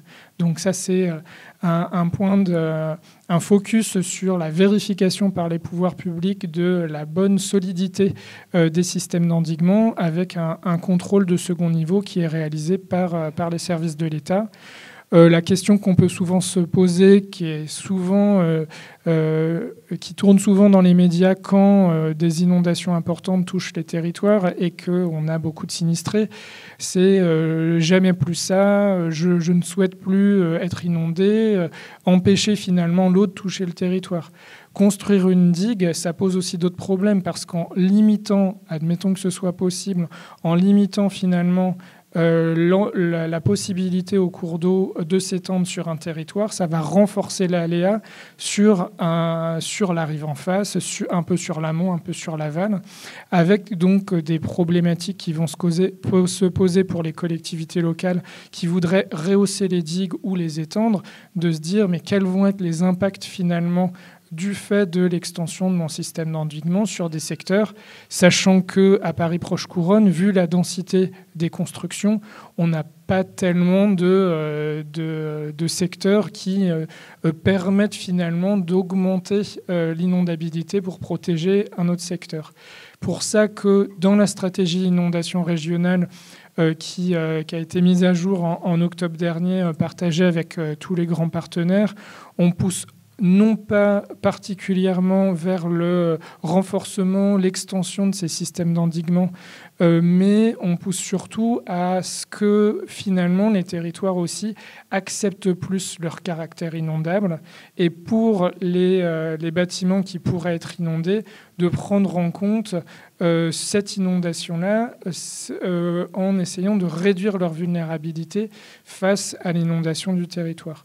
Donc ça, c'est un focus important qu'on peut avoir pour essayer d'éviter notamment les problématiques qui sont générées par les systèmes d'endiguement. Et pour rebondir sur la présentation précédente de Yann, on a aussi des vigilances, bien sûr, sur les ouvrages de stockage qui ont des intérêts très forts pour détourner ponctuellement des eaux pendant la crue. Ces ouvrages, ils sont aussi conçus jusqu'à une certaine limite. À partir du moment où ils sont pleins, et si la pluie continue à tomber, la crue va se poursuivre. On l'a vu par ailleurs en 2016. Les ouvrages, comme Yann a pu le préciser, étaient déjà bien remplis. Les pluies sont tombées essentiellement après les ouvrages. Donc finalement, là, on était sur des ouvrages qui ne pouvaient pas être particulièrement utiles. Ils ont montré par contre, pour une crue qui est arrivée quasiment à la même hauteur en 2018, tout leur intérêt, où je parle sous le contrôle de Seine-Grand Lac, mais c'est une réduction des hauteurs d'eau de 65 cm au pic de crue. Ça a évité notamment que le RERC soit noyé, et c'est estimé à 90 millions de dommages en moins. Donc il y a des avantages à ces ouvrages de stockage, ces systèmes d'endiguement, ils ont leurs limites. Et donc, l'approche d'ingénieur de dire on va essayer de tout contrôler toutes les eaux, ça nous a permis de rendre le territoire, notamment à Paris et proche couronne, particulièrement bien protégé pour les crues fréquentes, les crues intermédiaires. Par contre, et c'est sûr qu'on focalise souvent dans les présentations qu'on a pu vous faire, dès qu'on arrive sur des événements particulièrement importants, là, les dispositifs qui ont pu être mis en place, ils atteignent leurs limites. Et c'est là où, effectivement, la culture du risque, l'acceptation du fait qu'on est sur un territoire à proximité de la Seine, la très grande majorité du temps, on en profite de tout l'intérêt d'être à proximité d'un fleuve. De temps en temps, le fleuve, il déborde et il faut arriver finalement à accepter les conséquences de ce débordement. Et une manière justement d'accepter ces risques-là, c'est aussi d'adopter son urbanisme en prenant en compte ce risque naturel. On a déjà un petit peu évoqué cette question. Est-ce que vous pouvez très rapidement peut-être en dire concrètement dans la région Île-de-France comment ça se passe? Effectivement, je vais faire le plus vite. C'est pas mon fort. Côté service de l'État, pour prendre en compte le risque inondation dans la maîtrise de l'urbanisation, on peut mettre en place des plans de prévention des risques inondation. C'est une servitude d'utilité publique produite par les services de l'État qui s'impose aux collectivités locales. Pour rappel, et là je laisse la ville de Paris bien sûr me contredire si je dis des bêtises, la compétence de planification urbaine, de maîtrise de l'urbanisation, c'est une compétence des collectivités locales.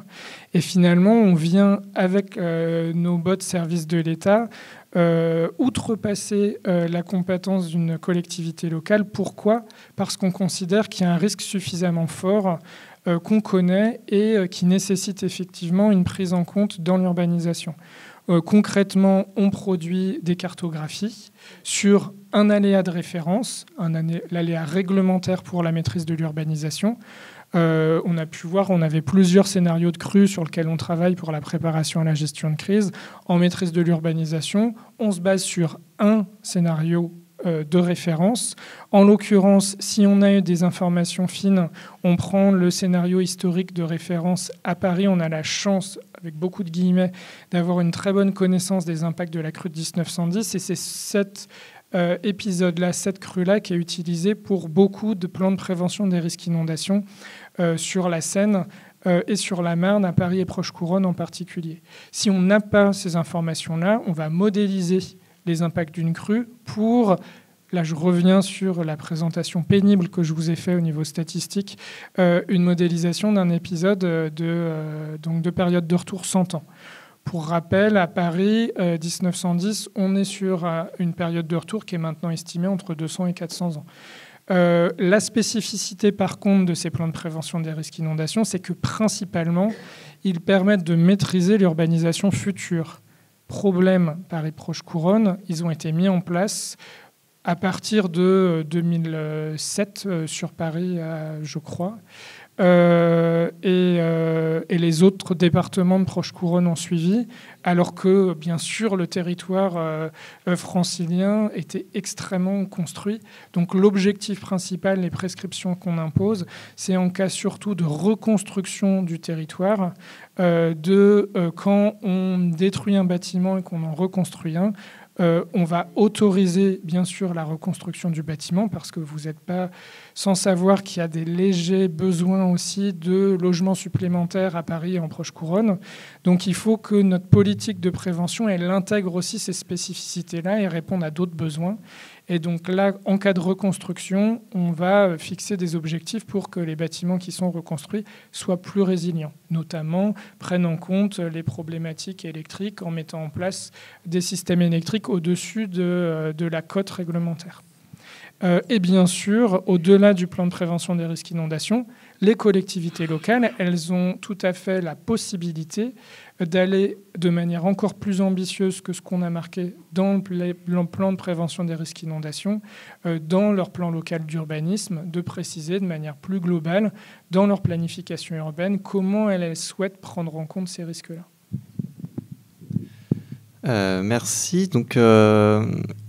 on parle à nouveau du réseau électrique et c'est l'occasion de redonner la parole à Enedis.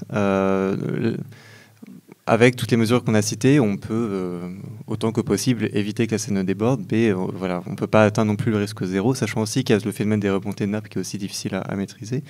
Vous nous avez expliqué tout à l'heure que le réseau électrique à Paris était assez robuste, mais qu'est-ce qu'Enedis met en place pour éviter, lorsqu'il y a un débordement au maximum, qu'il y ait des coupures et aussi de faciliter le retour à la normale? Alors, je vais donner juste 2 chiffres, mais après, je vous parlerai.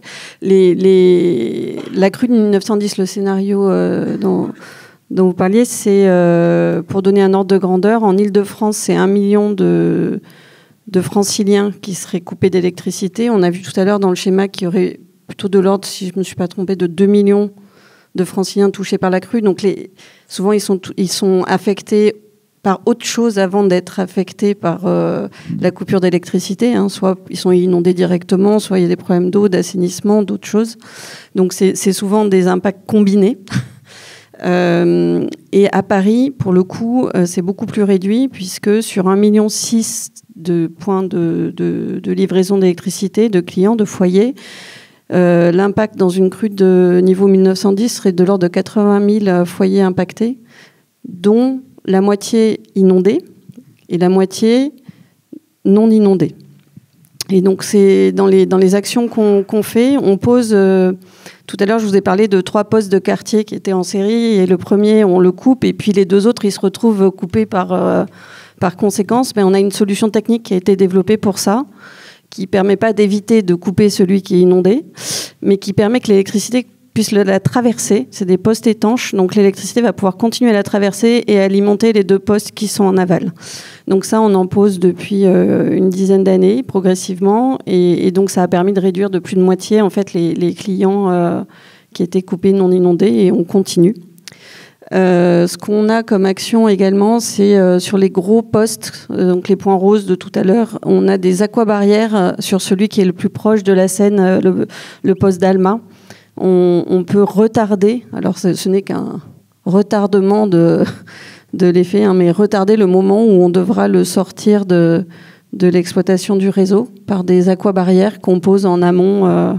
L'avantage de la crue, c'est qu'on a toujours, grâce à Vigicru, à tous ces outils de simulation, on a toujours 2-3 jours d'avance. Donc on peut quand même se préparer. Une autre action qu'on a, c'est une action avec les principaux sites sensibles, avec les hôpitaux, avec les transports. C'est travailler avec eux pour les aider à eux-mêmes travailler sur leur propre résilience pour qu'ils remontent les postes, qu'ils remontent à des niveaux qui leur permettent de retarder en fait le moment où ils devront être coupés. Donc ça, c'est un travail de fond qu'on fait, et avec l'aide de la préfecture, c'est quelque chose qu'on travaille, et de la ville qu'on travaille de fond. Et puis sur la gestion de crise, il y a eu beaucoup de progrès de fait, je pense, pour l'ensemble des opérateurs. Sur la cartographie, une cartographie un peu dynamique.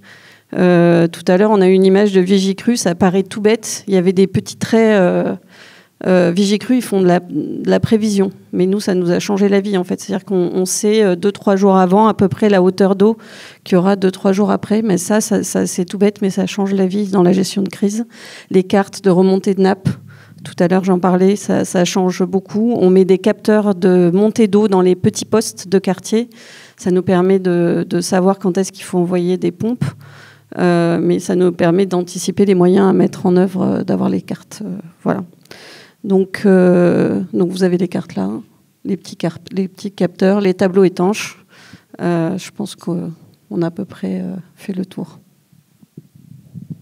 Merci. Alors, une autre infrastructure à protéger, ça va évidemment être les bâtiments, notamment les habitations. Donc là, Julien souhaite dire en 2 mots aussi ce qu'on peut mettre en œuvre pour rendre les bâtiments plus résilients face au risque de débordement. On a effectivement un travail important qui est fait depuis plusieurs années, plusieurs décennies par les opérateurs de réseau pour réduire la vulnérabilité de réseaux, d'équipements dans les zones inondables. La même approche, elle est particulièrement intéressante donc, sur les bâtiments. Vous avez pu évoquer les travaux qui étaient faits avec les hôpitaux. On a des actions assez importantes aussi qui peuvent être menées par les conseils départementaux sur la réduction de la vulnérabilité des collèges, par exemple. En pratique, qu'est-ce que c'est réduire la vulnérabilité de son bâtiment quand on sait qu'à un moment, il va être inondable, notamment si on sait qu'on a un bâtiment, un logement qui est inondable avec des crues fréquentes, où là, ça devient d'autant plus pertinent de se dire, tiens, je vais peut-être investir pour essayer de rendre mon bâtiment plus résilient. On peut avoir certaines réflexions pour limiter les entrées d'eau. Ça va être un réflexe assez classique. Ce qu'il faut avoir en tête, par contre, c'est que l'eau, elle vient de partout. Elle vient donc notamment par la remontée de nappe. Là, on pourra très difficilement s'en protéger. Elle peut venir aussi par remontée à travers les réseaux d'assainissement. Là, on peut mettre en place des clapets anti-retour pour essayer de limiter la remontée des eaux de la crue via le réseau d'assainissement. Les spécificités, par contre, de la crue lente, notamment pour la Seine et la Marne, c'est que les dispositifs, notamment les bâtards d'eau qu'on va essayer de mettre en place donc sur les portes, sur les fenêtres, ils vont, au bout d'un moment, leur étanchéité, elle va tenir pendant un certain temps. Mais vu qu'on est sur des crues qui peuvent potentiellement durer pendant plusieurs jours, plusieurs semaines, ces réflexions-là pour essayer d'empêcher finalement que l'eau rentre, au bout d'un moment, ces dispositifs ils seront dépassés. Et notamment aussi pour des réflexions purement structurelles sur le bâtiment, avoir une poussée, une charge trop importante sur les murs extérieurs, et si on aurait essayé d'éviter que l'eau rentre, ça peut déstructurer le bâti. Donc encore une fois, dans certains cas de figure, quand notamment les hauteurs d'eau sont trop importantes, quand vous êtes dans des secteurs qui sont touchés par des durées de submersion particulièrement longues, c'est pertinent plutôt finalement d'accepter que son logement, c'est difficile à prévoir, mais si on s'y prépare en amont, c'est beaucoup plus simple que de le subir finalement, d'accepter que son logement peut être inondé pendant certains jours et d'adapter finalement l'étage inondable avec des matériaux particulièrement résilients. Donc au lieu de faire un sous-sol et un rez-de-chaussée entièrement enduits de moquette, le carrelage, dans certaines conditions, là, semble effectivement un matériau particulièrement intéressant. C'est un petit exemple. Et bien sûr, sans même investir financièrement, vous pouvez aussi, du fait notamment des délais de prévention 24, 48, 72 heures, à partir du moment, et ça c'est un des informations importantes avec lesquelles vous pouvez ressortir, c'est de se dire j'ai une alerte en fait Vigicru, j'ai une alerte de la collectivité, des services de l'État, attention, une inondation importante va toucher le territoire. Vous pouvez, en particulier vu le délai, si vous en avez les capacités physiques, déplacer une partie de votre matériel dans les étages pour essayer de limiter les dommages. Le rez-de-chaussée sera noyé, mais vous aurez remonté le matériel informatique, les choses importantes et de valeur. Et quand vous reviendrez dans votre maison, vous aurez quand même limité les dommages, au-delà bien sûr de vous être préparé avec une valise pour pouvoir partir dans votre famille ou chez des amis en dehors des zones impactées pendant quelques semaines en cas de crue majeure sur le territoire. En plus des infrastructures, il y a évidemment les citoyens qui ont un rôle à jouer. Et Lisa Lévesque, vous qui travaillez sur le dispositif Épicène justement pour acculturer les citoyens au risque d'inondation, quelles consignes est-ce que vous pouvez donner à ceux qui nous écoutent en ce moment ou qui nous regardent en replay pour les bons gestes à avoir, notamment si on est dans une zone inondable, pour se préparer en amont d'une crue? Merci. Donc je pense que ce qu'on a vu grâce aux précédentes interventions, c'est qu'il faut se préparer même si nous ne sommes pas en zone inondable. Je pense qu'on a beaucoup parlé des réseaux indirects. Donc, avec tout ce qu'on a dit, on vous a peut-être fait un peu peur, mais je pense que la meilleure façon de lutter contre sa propre peur, c'est d'être le plus renseigné possible sur sa situation personnelle. La première chose à faire, c'est de consulter une cartographie. Donc, Julien vous a présenté tout à l'heure la cartographie qui s'appelle Cartovise. Vous avez le lien en haut. Vous tapez Cartovise sur Internet, volet inondation. Vous tapez votre adresse, ou par exemple celle de votre travail, et vous voyez les informations qui ressortent. Vous pouvez jouer sur les niveaux de crue, les scénarios différents que vous a montré Julien. Vous voyez donc les zones inondables, les zones dites d'impact réseau ou les autres zones au-delà. Vous regardez ça, ça vous fait déjà un premier scénario. C'est-à-dire, est-ce que je suis en zone inondable? Oui. C'est le pire des cas, malheureusement. Scénario 2, est-ce que je suis en zone non inondable mais impact réseau, niveau 2, sachant que dans le niveau 1, si vous avez les pieds dans l'eau, vous avez également bien sûr des impacts dits réseau 1, électricité, chauffage urbain, assainissement. Et niveau 3, vous pouvez avoir le fait d'avoir ni les pieds dans l'eau ni des problèmes d'impact réseau, mais vous regardez la carte des transports que Yann vous a montré et vous regardez si l'endroit où vous allez régulièrement pour aller au travail est concerné. Niveau 4, c'est le niveau parfait. Vous n'avez aucun de ces cas-là et vous pourrez par exemple accueillir des gens qui seront eux dans les situations des 3 scénarios précédents. Donc niveau 1, dans quelle situation est-ce que je me trouve? Parce qu'on a fait vraiment des cas très généralistes, mais vous renseignez votre adresse, vous voyez ce qui ressort. Vraiment, on a fait ça, on a fait l'essentiel du travail. On sait comment on sera touché. Niveau 2, c'est on réfléchit. Donc je pense qu'on a bien insisté dessus, qu'on ait les pieds dans l'eau ou pas, si on n'a plus d'électricité, si on n'a plus d'eau potable, si on n'a plus de chauffage, on ne va pas rester plusieurs jours, plusieurs semaines chez soi. On l'expliquait, les crues de la Seine, quand ça déborde énormément, ça met longtemps à croître, ça met très longtemps à décroître. Plusieurs semaines, 1910, c'était 8 semaines, je crois, de présence d'eau dans les rues, si je ne me trompe pas.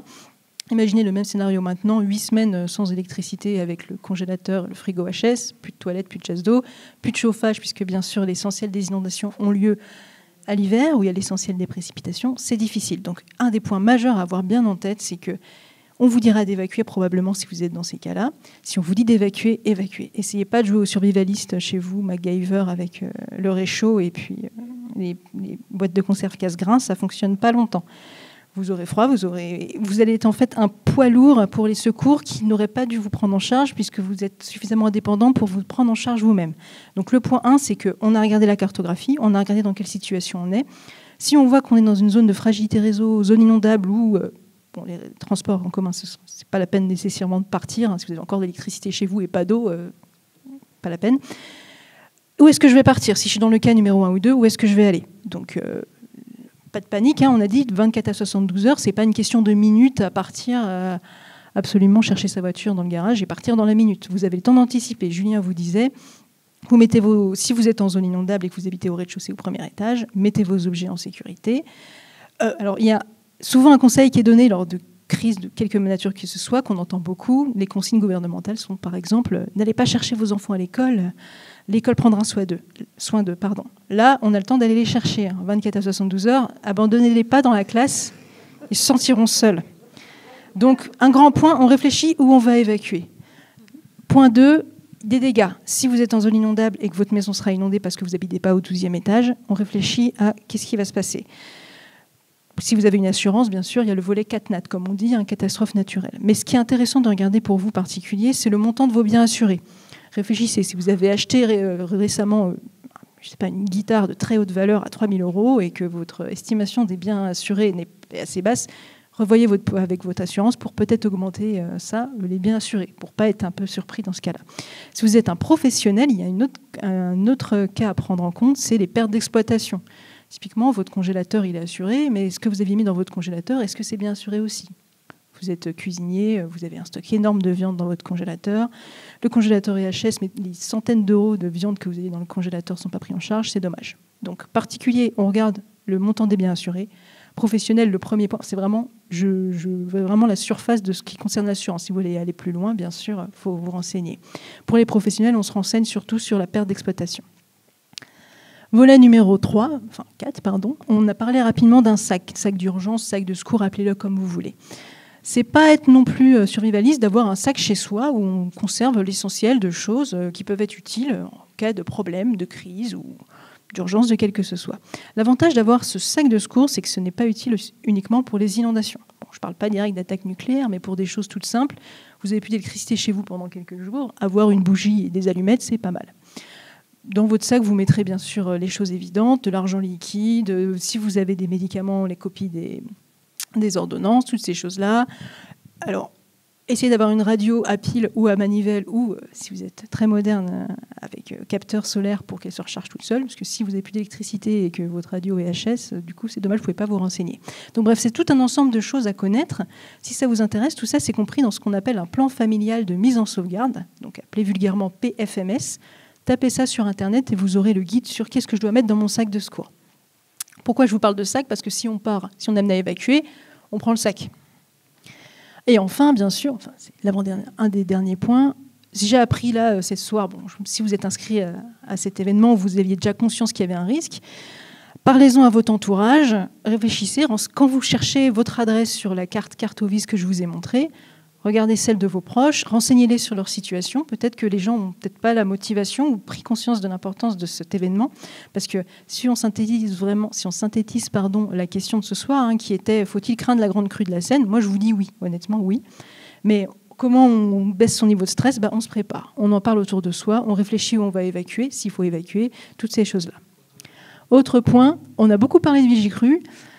L'avantage, quand on est, comme on appelle le terme, sensibilisé au risque, c'est qu'on veut avoir les informations. On ne veut pas forcément attendre qu'on nous les importe, on veut pouvoir trouver soi-même les informations. Donc, on a cherché sur une carte où quel point on en est, mais on veut savoir quand on sent qu'il y a une crue, qu'on en a appris les informations. On veut être informé personnellement. C'est super, il y a une application extraordinaire de Vigicru qui a été développée. Bon, elle est aussi disponible sur le navigateur, pas la peine d'avoir forcément l'application.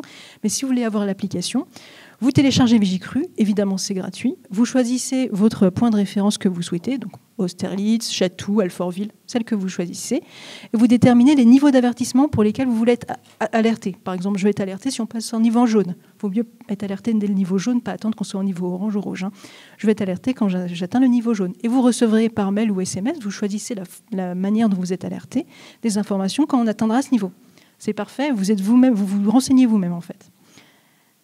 Et enfin, je vous recommande de consulter un site qui s'appelle epicen.fr, parce que on en a parlé rapidement. À Seine-Grand-Lac, on anime un dispositif qui s'appelle Epicen.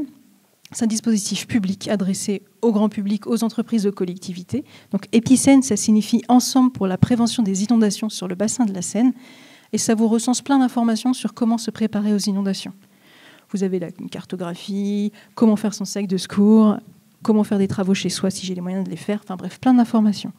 Donc l'important, c'est que je pense qu'en rentrant chez vous ce soir, allez faire ça, enfin pas tout d'un coup, bien sûr, mais la cartographie, où est-ce que j'évacue, où j'en suis, question assurance si je suis en zone inondable, mon sac de secours, j'en parle autour de moi, je me prends en main en recevant moi-même l'information pour savoir comment recevoir l'information.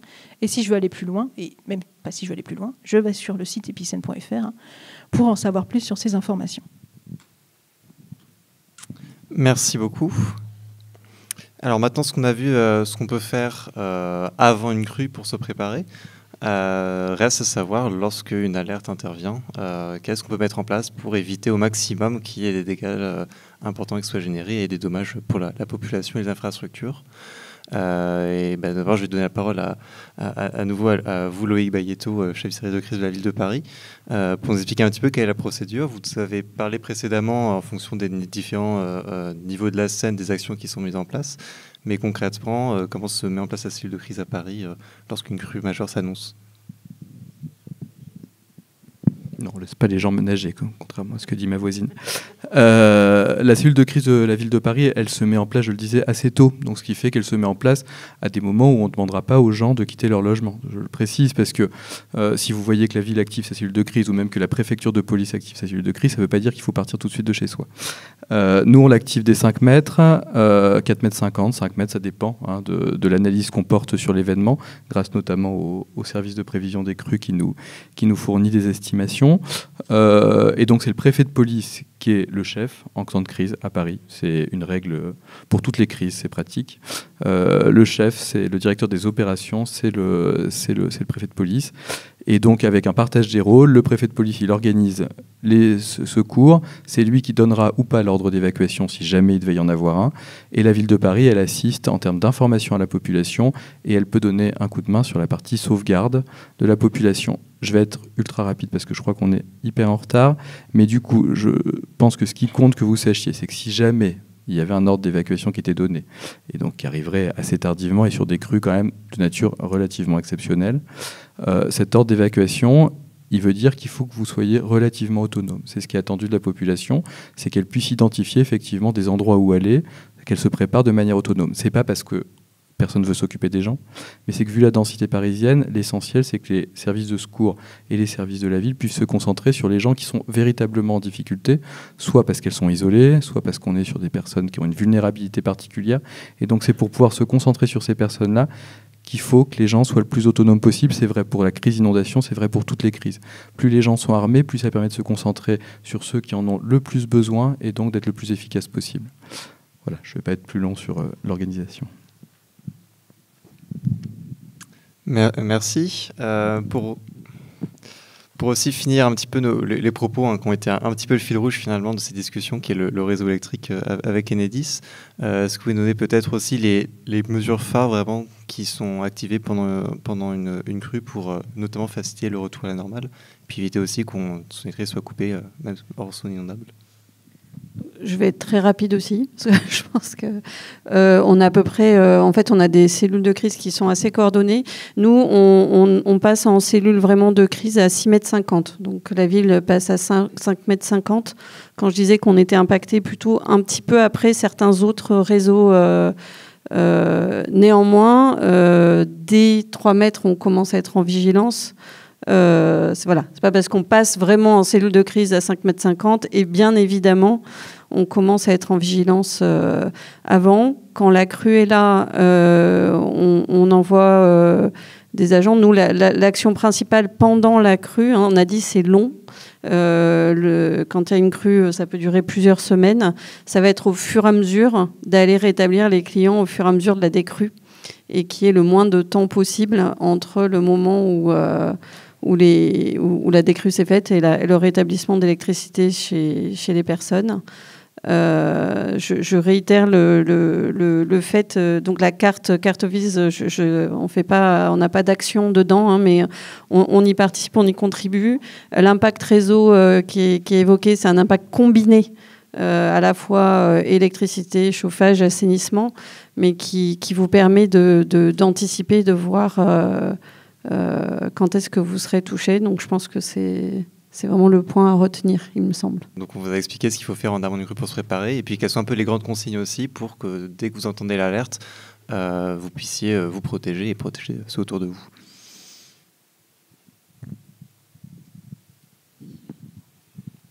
Merci. Alors, dans l'ordre. Comme vous êtes abonné à Vigicru suite à mes conseils, eh bien vous avez reçu l'alerte vous disant qu'on était en vigilance jaune. Donc Monsieur Bayeto le disait, hein, c'est pas dès qu'il y a un petit vigilance jaune, on part de chez soi, on met les enfants dans la voiture et on part. Hein. C'est extrêmement rare d'être dans une situation où on vous demandera d'évacuer. Donc voilà. Oui, tout à fait. Là, ces derniers temps, tous les 2 semaines au moins, on passait en vigilance jaune. Hein. C'est extrêmement fréquent. C'est pas parce que vous avez une alerte vigilance jaune que vous fuyez. Hein. Donc niveau 1, on a reçu l'information. Niveau 2, les autorités nous le disent. Là, ça va plus loin. A priori, on est sur vraiment une grosse crue. Évidemment, c'est évident, mais on suit les consignes des autorités, on suit les médias officiels, on suit la préfecture de police. C'est pas parce que quelqu'un sur Facebook a dit que oui, moi, je crois que non. En fait, ça va pas être si grave que ça. C'est évident, hein, mais les fake news, vous connaissez. On va pas suivre des conseils de personnes qui sont pas du tout qualifiées sur les questions. On suit les sites officiels, on suit la préfecture de police, la ville de Paris, Beauvau Alerte, toutes ces choses-là. Il y a aussi un dispositif qui s'appelle FR Alerte, que vous connaissez peut-être, hein, qui envoie des messages automatiquement en cas de problème selon des zones géolocalisées. Donc on suit les consignes des autorités, évidemment. Alors on a représenté assez rapidement le fait de ne pas circuler en voiture ou à pied, évidemment dans des zones inondées. On aurait dû le mettre après, parce que nous, ce qu'on vous a dit, c'est que si vous êtes amené à évacuer, vous évacuez avant que l'eau soit là. Sinon, c'est contre-productif. Mais si vous êtes dans n'importe quel contexte, hein, que ce soit sur la région parisienne ou ailleurs, c'est une règle qui est très connue, mais qu'il faut quand même répéter pourquoi on l'a dit. On ne circule pas en voiture dans une zone inondée, d'une part parce que 30 cm suffisent à emporter votre voiture. Je suis désolée de faire un rappel un peu triste. Il y a 3 semaines, je crois, c'était 3 semaines ou 4 semaines dans le sud, vous avez 2 voitures de famille remplies qui sont décédées puisqu'elles ont été emportées par le cours d'eau en traversant un pont submersible. Je crois que c'était dans le Gard. On ne va pas en voiture, et d'autant plus sur un pont quand il y a une inondation. À pied, pareil. Pourquoi on dit de ne pas traverser à pied ? Il ne faut pas s'imaginer l'inondation, je ne pense pas que ce soit votre cas, comme une belle eau cristalline dans les rues qui illumine la ville. C'est une eau qui charrie énormément de choses, on l'a dit tout à l'heure. Hein, c'est une eau extrêmement polluée qui charrie tout ce qui peut traîner sur le sol, des hydrocarbures, des objets flottants. Une eau très polluée. Donc niveau 1, sanitairement, on ne va pas se balader à pied dans l'eau. C'est pour ça que vous aurez sur les bords de rue des plateformes pour marcher sur les côtés.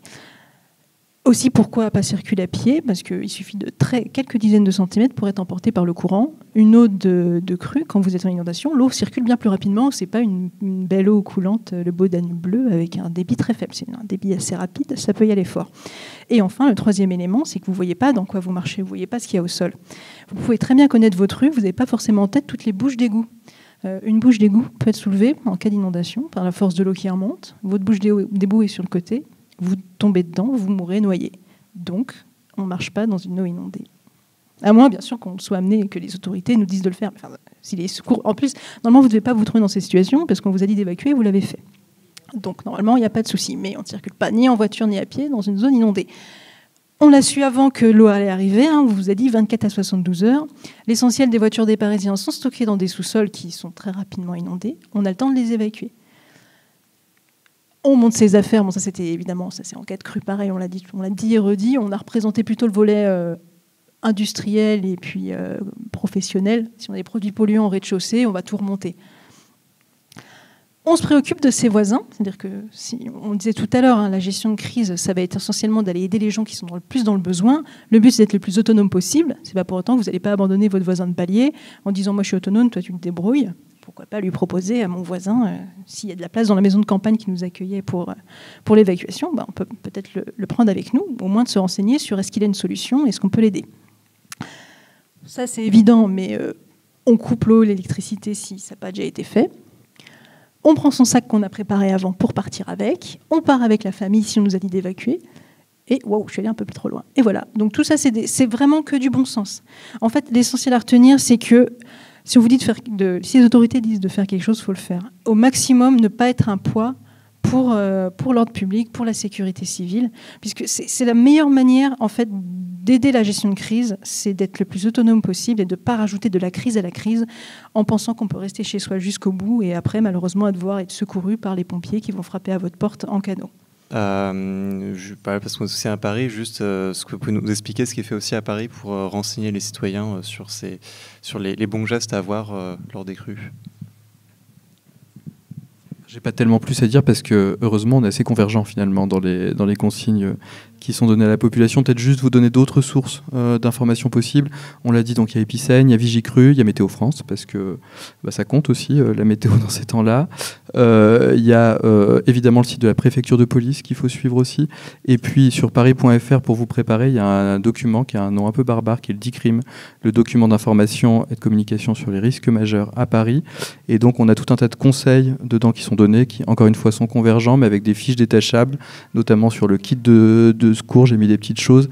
Enfin voilà, des fiches qui sont sur des gestes simples, mais qui peuvent être affichées sur le frigo si vous le souhaitez et qui sont disponibles à tout instant.